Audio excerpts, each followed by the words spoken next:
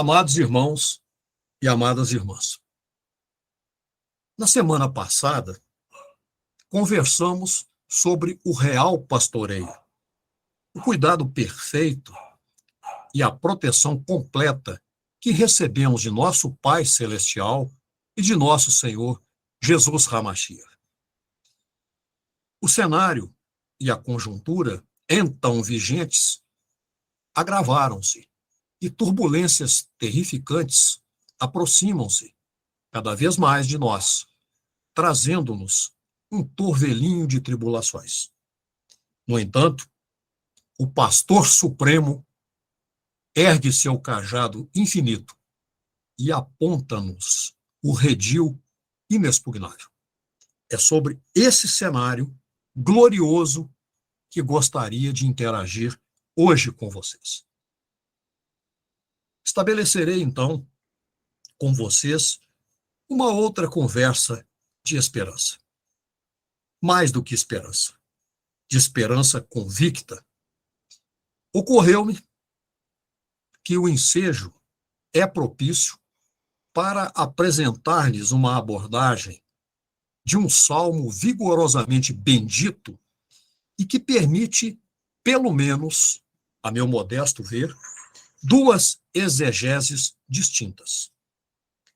Nesta santa convocação, falar-lhes-ei sobre o viés interpretativo em que se considera que a mensagem nuclear dessa peça sublime é destinada às pessoas, como nós, verdadeiramente crentes em nosso Senhor Jesus Hamashiach, as quais constituem, como nós constituímos, sua igreja eleita. Em outra oportunidade, abordaremos, acredito que será edificante, a interpretação, a segunda possível interpretação desta peça bíblica maravilhosa, em que nosso Senhor Jesus Hamashiach é o excelso protagonista do cerne desse hino maravilhoso. Então, vamos visualizar a tela do PowerPoint, que vocês já vão identificar imediatamente do que estou falando. Espero que esteja absolutamente claro para vocês que falam fluentemente hebraico do que se trata, que salmo é esse. Mas pode ser que alguém ainda não esteja com o hebraico muito afiado, então vamos fazer aqui a transliteração. Trata-se do Tahillim, Tishim, Ve'erhad. Para quem prefere língua portuguesa, lá vai. Salmo 91. É dele que vamos falar hoje. E, para início de conversa, realizaremos a leitura de seus 16 versos. Salmos 91. Aquele que habita no esconderijo do Altíssimo, à sombra do Onipotente, descansará. Direi de Iá, ele é meu Deus, meu refúgio, minha fortaleza, e nele confiarei, porque ele te livrará do laço do passarinheiro e da peste perniciosa. Ele cobrir-te-á com suas penas, e debaixo de suas asas confiar-te-ás. Sua verdade será teu escudo e broquel. Não terás medo do terror de noite, nem da seta que voa de dia, nem da peste que anda na escuridão, nem da mortandade que assola ao meio-dia. 1.000 cairão ao teu lado e 10.000 à tua direita, mas não chegará a ti. Somente com teus olhos contemplarás e verás a recompensa dos ímpios. Porque tu, ó Iá, és meu refúgio. No Altíssimo fizeste tua habitação. Nenhum mal te sucederá, nem praga alguma chegará à tua tenda. Porque aos seus anjos dará ordem a teu respeito, para que te guardem em todos os teus caminhos. Eles sustentar-te-ão em suas mãos, para que não tropeces com teu pé em pedra. Pisarás o leão e a cobra, calcarás aos pés o filho do leão e a serpente. Porquanto tão encarecidamente me amou, também eu o livrarei. Pô-lo-ei em retiro alto, porque conheceu o meu nome. Ele invocar-me-á e responder-lhe-ei. Estarei com ele na angústia, retirá-lo-ei dela e glorificá-lo-ei. Fartá-lo-ei com longura de dias e mostrar-lhe-ei minha salvação. Que maravilha. Amém. Amém. Então, amados irmãos e amadas irmãs, feita essa leitura esplêndida, vamos conversar um pouco. Mas antes de adentrarmos naquilo que chamo de âmago desse salmo, acho importante fazermos um prelúdio pertinente. Certa ocasião, nosso Senhor Jesus questionou os fariseus a respeito do Salmo 110. E eles não puderam responder-lhe de quem o Messias era e é filho. Dizendo: que pensais vós do Mashiach? De quem é filho? Os fariseus disseram-lhe: de Davi? Disse-lhes o Senhor Jesus: como é então que Davi, em espírito, chama-o de Senhor, dizendo: disse o Senhor ao meu Senhor: assenta-te à minha direita, até que eu ponha teus inimigos por descanso de teus pés. Isso está em Salmo 110. Então, nós temos aqui o Senhor Supremo estabelecendo um prazo para que o Senhor do salmista permanecesse assentado à sua mão direita. O salmista estava profetizando acerca de si mesmo ou do Mashiach. Se Davi o chama de Senhor, como pode ser seu filho? Ou seja, se o Mashiach é filho de Davi, como pode ser senhor de Davi? E ninguém, dentre os fariseus, podia responder ao Senhor Jesus, nenhuma palavra. E, daquele dia, ninguém mais ousou interrogá-lo. Mateus 22, 42 a 46.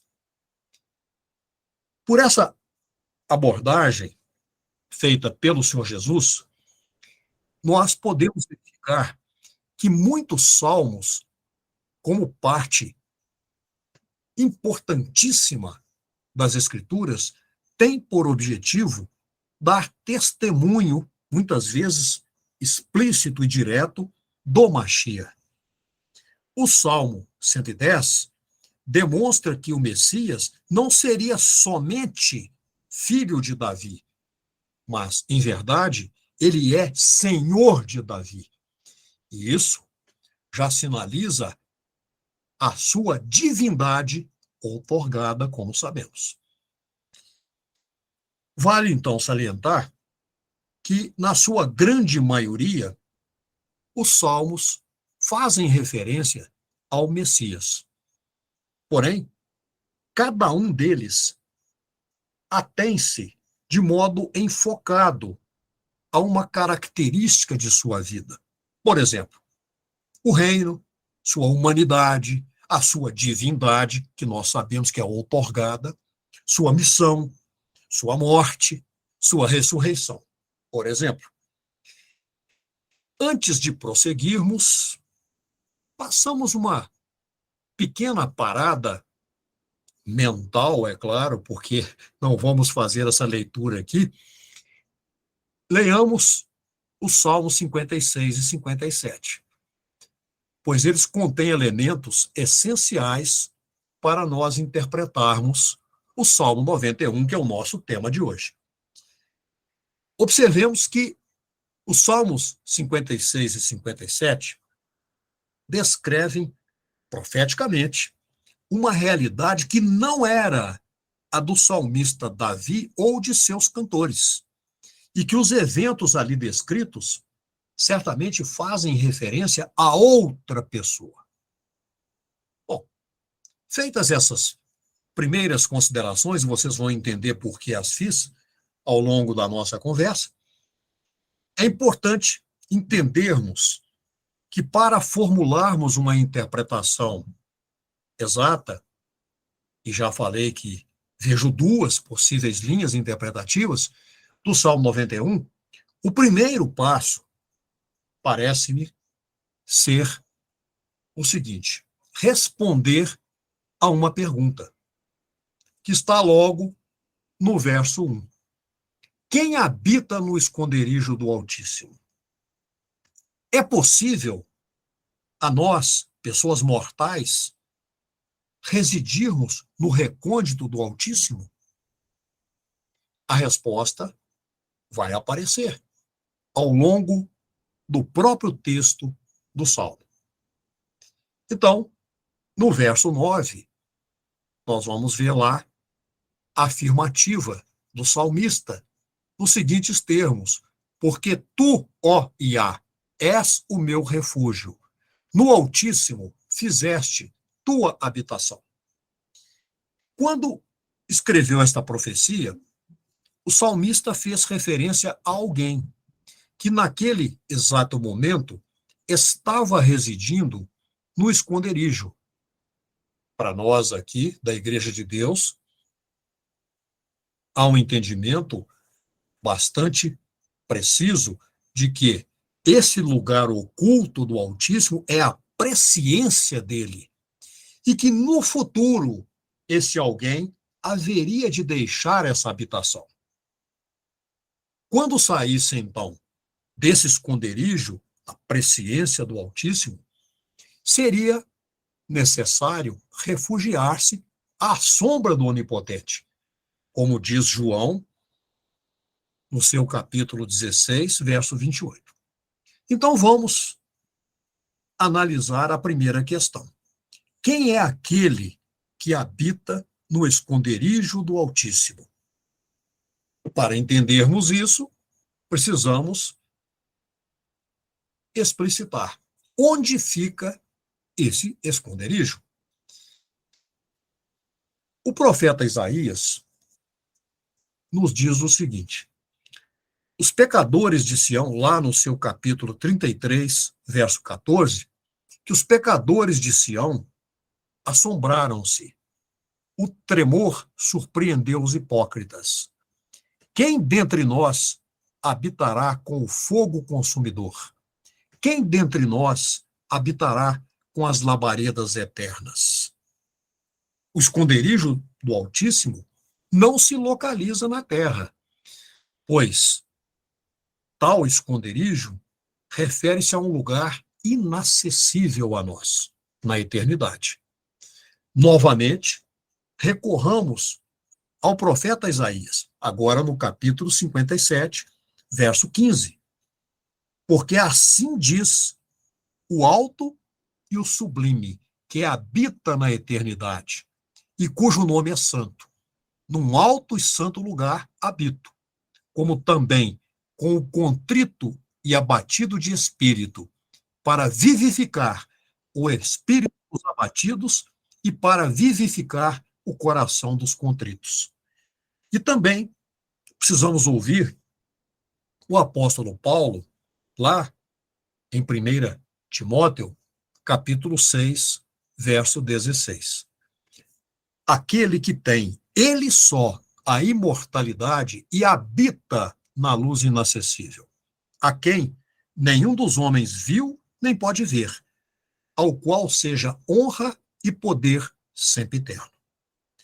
E mais, em João 3,13, é dito que ninguém subiu ao céu, senão aquele que desceu do céu.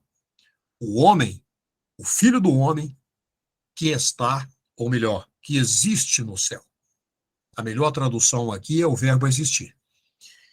Considerando, então, que o esconderijo do Altíssimo é o céu, e que ninguém subiu ao céu, a não ser aquele que de lá desceu, conclui-se que nosso Senhor Jesus Hamashia é aquele que habitava no esconderijo do Altíssimo, na presciência do Altíssimo, antes de ser introduzido no mundo, em carne.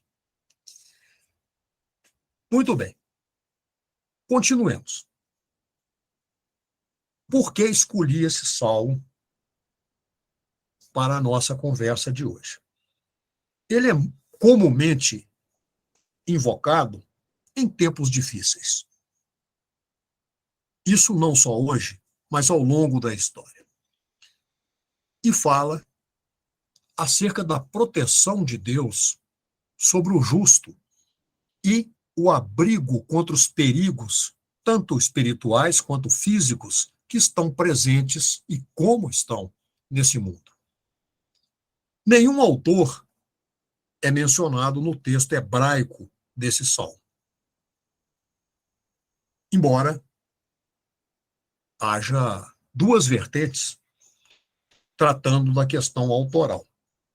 A tradição judaica atribui sua autoria a Moisés, por causa de certas evidências fraseológicas, expressões idiomáticas, sendo que, para eles, para os exegetas da tradição judaica, Davi apenas o compilou em seu livro dos Salmos. A tradução grega da Septuaginta, da Primeira Aliança, confere a autoria deste salmo a Davi. Mas não é possível afirmar categoricamente quem de fato o escreveu. E o salmista mostra-nos que verdadeiramente estaremos em boa guarda e segurança contra as investidas do diabo somente no esconderijo de Deus. Em Deus podemos confiar, seja de dia, seja de noite, na bonança ou no vale da sombra da morte, na angústia ou nos momentos de alegria. Observemos, vamos agora transitar por esse salmo pelos degraus que são os seus versos. Logo no primeiro verso, na parte A, nós encontramos no original em hebraico, logo no início, uma palavra chamada Yoshev, que tem em si o significado de viver com a conotação de habitar de forma permanente. Não é simplesmente um viver de modo abrangente, de modo genérico.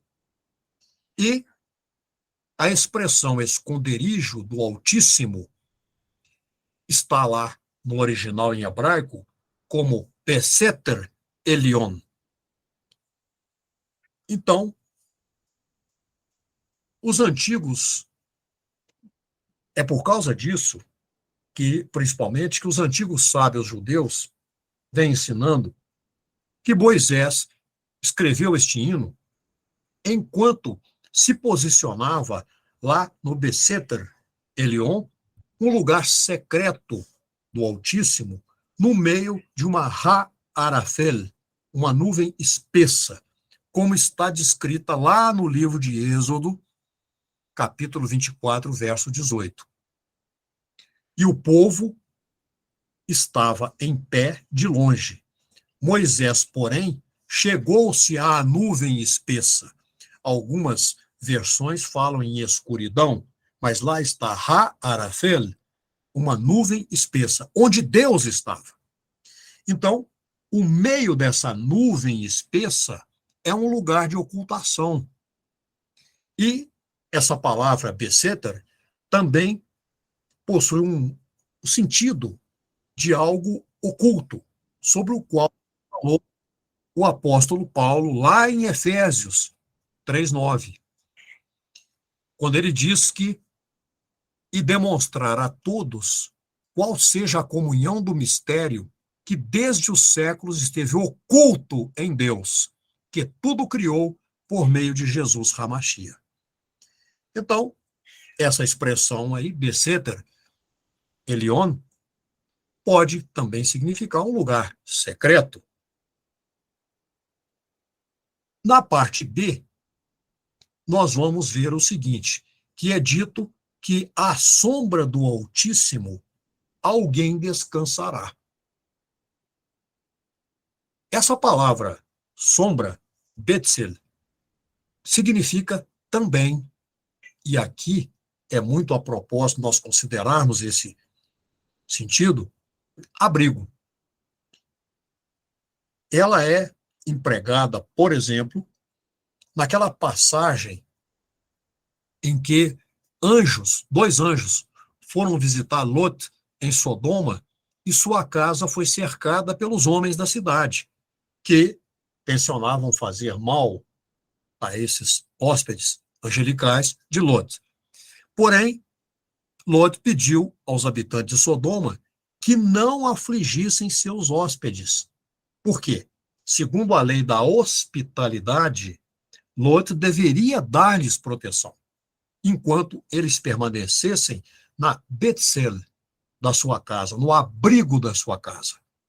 E é por isso que Lot, lá em Gênesis 19:8, diz o seguinte: nada façais a esses homens, porque por isso vieram à sombra, Betzel, do meu telhado, ao abrigo do meu telhado. Então, o que quer dizer isso? Aonde que estou querendo chegar? Quando estamos no esconderijo do Altíssimo, somos seus hóspedes. Estamos na sua Betzel, na sua sombra, no seu abrigo. E por isso, desfrutamos da proteção de sua lei, de sua palavra. E quem expressa a palavra de Deus na sua plenitude? Nosso Senhor Jesus Hamashia. Portanto, aquele que vive, que habita de forma permanente no Senhor Jesus, à sombra do Onipotente descansará. Pois essa sombra, esse abrigo, nos é provido diretamente por Ele mesmo, pelo próprio Senhor Jesus. Ele, com suas asas estendidas, protege-nos das intempéries desse mundo. Assim como Ele próprio se expressou em alguns momentos, e eu vou citar um deles aqui, quando se compara a uma galinha que busca a proteção de seus pintinhos. Lá em Mateus 23:37, o Machia diz: quantas vezes eu quis ajuntar teus filhos, como a galinha ajunta seus pintinhos debaixo das asas, e tu não quiseste. E aparece também aqui a palavra, o verbo, no futuro, descansará. A palavra que está aqui, no original, é itlonan, que quer dizer passar a noite. Isso é muito profundo. Não é um mero descanso, mas é um sentido de dormir e acordar. E isso, para nós, remete-nos para a morte e a ressurreição dos justos. Porque, como diz o apóstolo Paulo, na primeira epístola aos Tessalonicenses 4:14, porque se cremos, e nós cremos, que Jesus morreu e foi ressuscitado pelo Altíssimo, assim também aos que em Jesus dormem, o Altíssimo Deus tornará a trazê-los com ele. Nosso Senhor Jesus foi o primeiro a vencer a morte, sabemos, e prometeu que aqueles que nele crescem, ainda que morram, viverão. Em João 11:25, está explicitada essa afirmativa, dando-nos a certeza. Disse-lhe Jesus: eu sou a ressurreição e a vida. Quem crê em mim, ainda que esteja morto, viverá. Porém, aqueles que não confiam no Senhor Jesus não poderão entrar nesse descanso da forma que relatei e ficarão perdidos para sempre. Vamos agora prestar atenção no verso 2. Direi de Iá. Essa expressão foi traduzida a partir da palavra hebraica omar, que quer dizer eu contarei, ou seja, eu darei testemunho. Lá em Lucas 8:39, está escrito: torna para a tua casa e conta quão grandes coisas te fez Deus. E ele foi apregoando por toda a cidade quão grandes coisas Jesus lhe tinha feito. Então, esse conta é dar testemunho, expressar a verdade do que aconteceu. E lá está escrito no Salmo, ele é o meu Deus. No original está Elohai, meu Deus, trazendo uma espécie de sentimento de orgulho por poder dizer que nós temos um Deus que é nosso, que é o verdadeiro, o único, o Shaddai, o onipotente. Então, esse meu refúgio também significa confiança. Nossa confiança está naquele que é a nossa, o Metsudate, a nossa fortaleza, o castelo forte. E por isso, nele confiaremos. Nos versos 3 e 4, prosseguindo, o salmista diz que Deus, o único Deus vivo e verdadeiro, protegerá essa pessoa debaixo de suas asas. O próprio Deus, quando inspirou esse salmo, certamente, não estou aqui colocando palavras na boca de Deus, mas é como entendo, quis demonstrar todo o seu amor, toda a ternura, toda a proteção que tem àqueles que nele confiam. E na mesma medida, Deus revela a sua força. Ele é o escudo que protege. Então, esses versos são muito claros, cristalinos, e demonstram que a pessoa crente está protegida, sobretudo contra os venenos morais de tudo quanto é tipo, dos vigaristas ou do caçador de pássaros, o passarinheiro, que tenta montar armadilhas para, de alguma forma, nos prejudicar, para nos roubar, para nos levar para situações perigosas.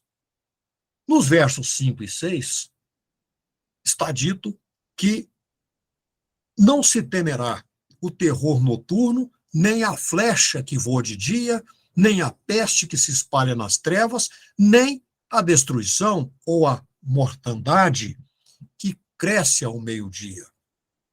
Ou seja, nós, pessoas crentes, nunca devemos ir dormir sem antes penetrar no espírito do perdão para a gente mesmo e para todos os demais. Devemos libertar a todos esses que nos fazem mal e desejar-lhes as bênçãos da vida. É importante irmos dormir em paz para despertarmos com alegria. Essa contemplação das grandes verdades de Deus antes de dormir certamente ocasionará repouso em paz e a pessoa sentir-se-á descansada e refeita pela manhã. Essa flecha que voa de dia e essa destruição que assola ao meio-dia certamente se referem aos pensamentos e sugestões negativas que ouvimos durante o dia, além das vibrações negativas da mentalidade massificada na qual todas as pessoas estão imersas, menos nós, é claro. Lembram-se da oração contínua? Nós já conversamos sobre isso algumas semanas atrás. Se nos mantivermos em permanente oração, restará pouquíssimo espaço, ou nenhum, de preferência, em nossa mente para essas sugestões maléficas, para que elas possam proliferar em nós. A destruição do meio-dia representa, claro, os problemas diurnos, as dificuldades e empecilhos de que tomamos conhecimento, incluindo aí problemas financeiros, conflitos emocionais e muitos outros. E o terror noturno e a peste que se espalha nas trevas podem referir-se aos conflitos ocultos em nosso subconsciente, moléstias iminentes ou, especialmente no momento em que vivemos, às atividades de pessoas e entidades malignas que tentam abalar-nos, agindo, nem sempre, mas agindo às ocultas. Atualmente está ficando cada vez mais claro, mais escancarado. Versos 7 e 8. 1.000 cairão do nosso lado, 10.000 à nossa direita, mas nada nos atingirá. Isso significa que podemos desenvolver imunidade contra qualquer tipo de mal.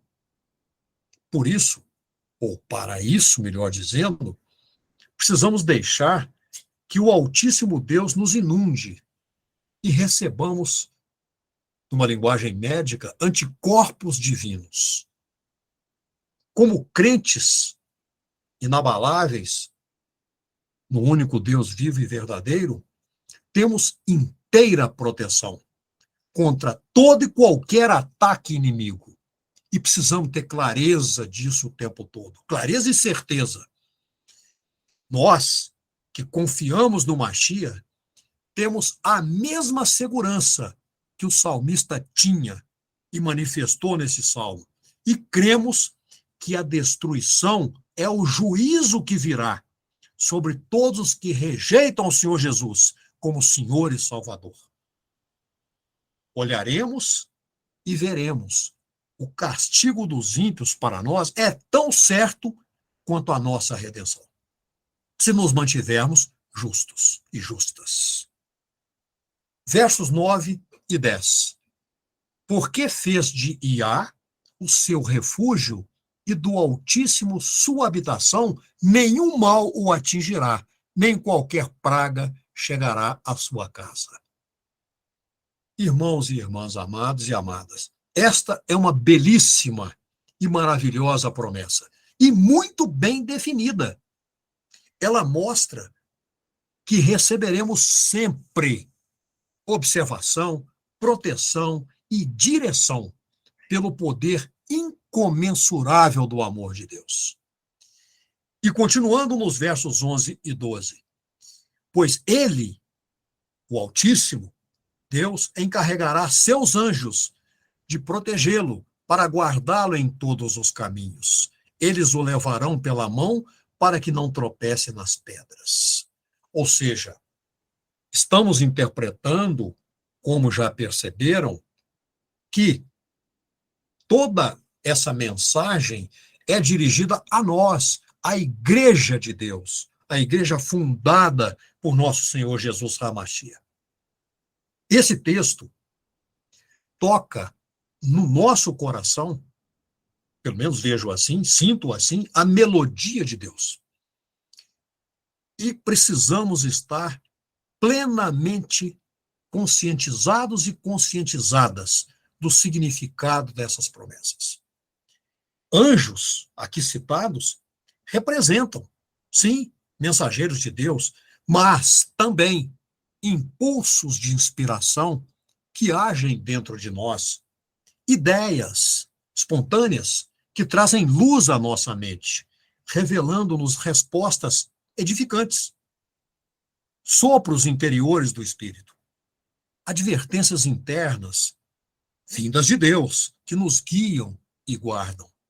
Anjos também trazem-nos diretrizes divinas, que nos conduzem em todos os nossos encargos, inclusive na escolha de nossa comida, das nossas companhias, dos meios de expressão, até na vida mundana patrimonial e investimentos e todas as outras fases de nossa vida.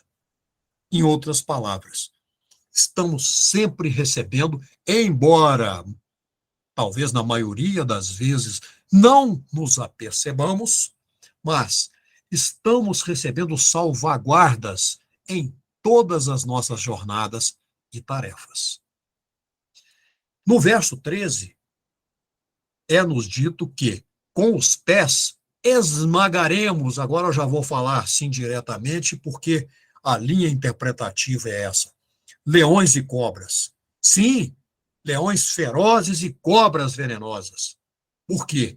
Com a proteção ilimitada e onipotente de Deus, todas as intempéries, por mais amedrontadoras que possam parecer, porque não são, e todas as armadilhas desaparecem e são substituídas, amados irmãos e amadas irmãs, pela harmonia e pela paz que transcende todo o entendimento.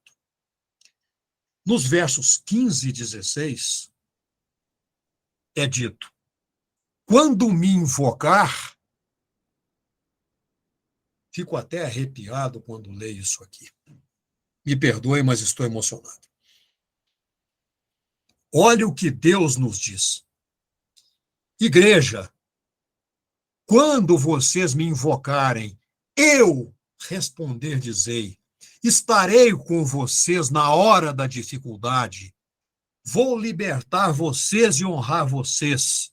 Darei a vocês uma longa vida e demonstrarei a vocês minha salvação. Que coisa maravilhosa. Não tem como descrever isso, eu não acho palavras. Então, está evidente aqui que as promessas de Iá são de livrar o Mashiach e nós, sua igreja, e de conceder a ele, e por extensão, por meio dele, por causa dele, pelo amor dele, pelos méritos dele, a nós também abundância de dias.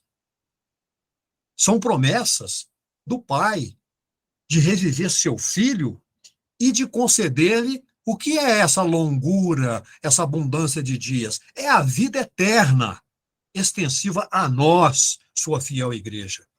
Então, a salvação a nós reservada significa libertação da morte, sob a forma de ressurreição. Porque a inteligência infinita de Deus, e somente ela, conhece todas as coisas. Quando nos inclinamos para Ele, que é todo sabedoria, Ele se voltará para nós e responderá sempre conforme a natureza do nosso pedido e a genuinidade de nossa fé. A fé tem que ser genuína.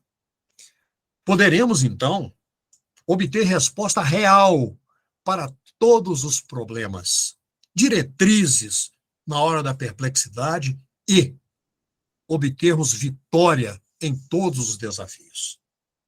E atingiremos, sim, o triunfo espiritual, que é o que importa, definitivo. Como? Mediante a sua salvação, que está disponível, mas só pode ser obtida por um único e exclusivo meio, por meio de nosso Senhor e Redentor, Jesus Hamashia, que nos resgatou do abismo tenebroso e sem esperança, comprando-nos com seu santo sangue e conduzindo-nos pelo caminho puro, reto, santo e bom, mas estreito, que conduz ao reino eternal de Deus. E é para lá que estamos indo. Pelo menos essa é a minha intenção e motivação. Espero que vocês também pensem assim. Este salmo está cheio de promessas. Minha mãe deve estar aí na sala, eu vou usar uma expressão dela aqui, Esse salmo está vazando pela, pelo teto da caixa de promessas e bênçãos e de proteção para quem confia no Altíssimo Iá. Não é preciso temer o pavor da noite, nem doença, nem perigo, nem ameaça alguma. O verso 10 diz que nenhum mal nos atingirá, nem nenhuma desgraça chegará à nossa tenda. Mas, um momento, isso não quer dizer, amados irmãos e amadas irmãs, que nunca encontraremos dificuldades ou problemas. Não é isso.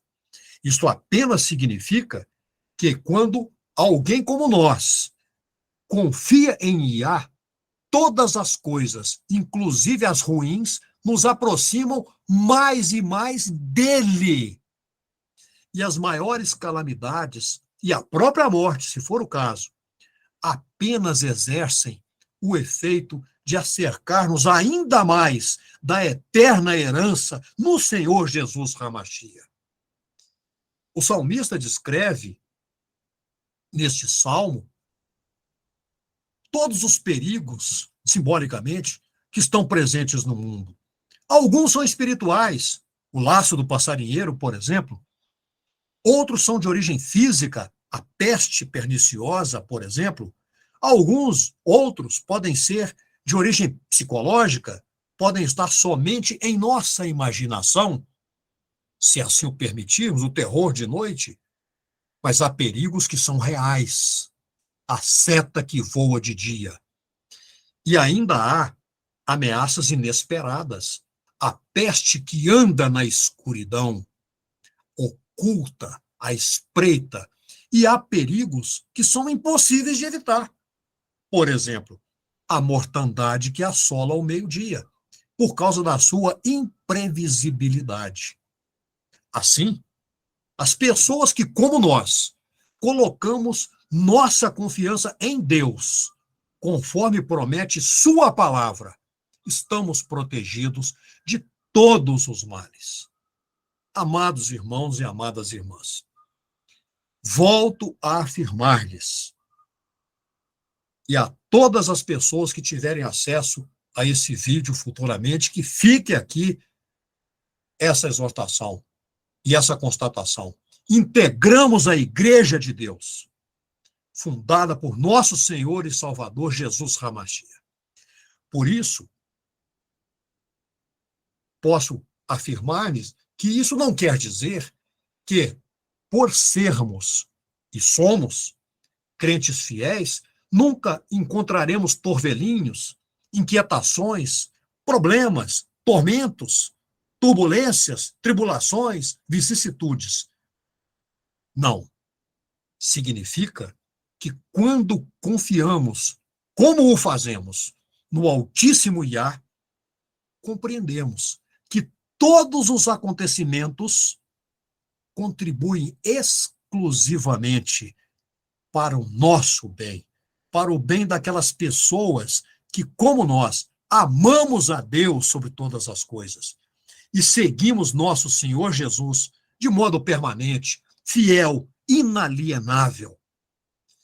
Deus, o Altíssimo, Deus, único, vivo e verdadeiro, responde, protege, ampara, guia e abençoa as pessoas que, como nós, fazemos dele o seu escudo. Até seus anjos ele envia para que sirvam a essas pessoas como nós. O que vai mudar nossa vida para sempre é habitarmos no esconderijo do Altíssimo Deus. Isto significa fazermos morada nele, no Altíssimo Deus, como crendo como o fazemos no Senhor Jesus Hamashia, conforme dele dizem as Escrituras. Amém. Amém.